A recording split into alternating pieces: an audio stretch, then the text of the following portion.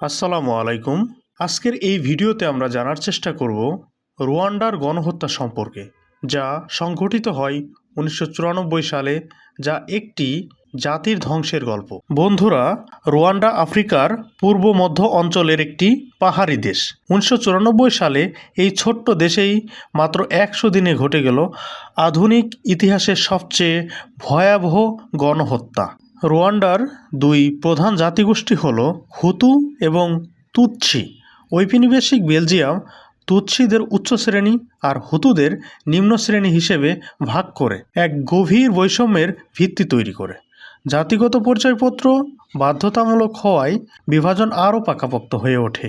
স্বাধীনতার পর হুতু সরকার ক্ষমতায় আসে, ফলে তুৎসিদের উপর বৈষম্য ও আক্রমণের শুরু হয়। অনেক তুৎসি পালিয়ে উগান্ডায় গঠন করে আরপিএফ, রুয়ান্দান প্যাট্রিয়টিক ফ্রন্ট।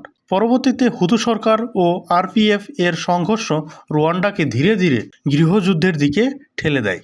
বন্ধুরা, ট্র্যাজেডির সূচনা হয় যখন 1994 সালের 6 এপ্রিল হুতু প্রেসিডেন্ট হাবিয়ারিমানার বিমান ভূপাতিত হয়।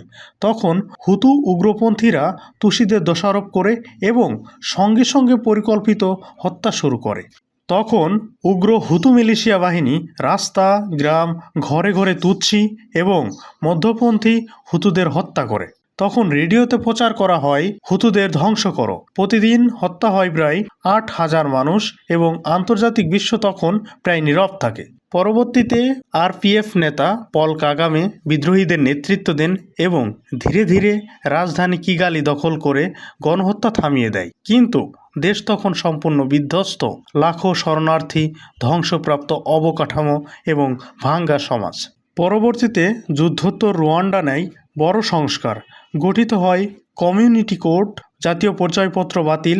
তখন একটাই পরিচয়, রুয়ান্দান। শিক্ষা, স্বাস্থ্য, নারীর ক্ষমতায়ন এবং কঠিন দুর্নীতিবিরোধী নীতি, যার ফলে আজ রুয়ান্ডা আফ্রিকার দ্রুত বিকাশমান দেশগুলোর একটি।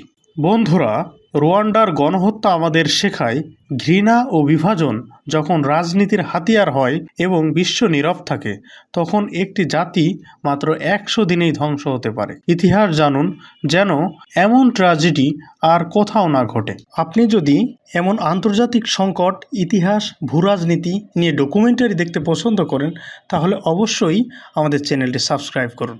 ধন্যবাদ।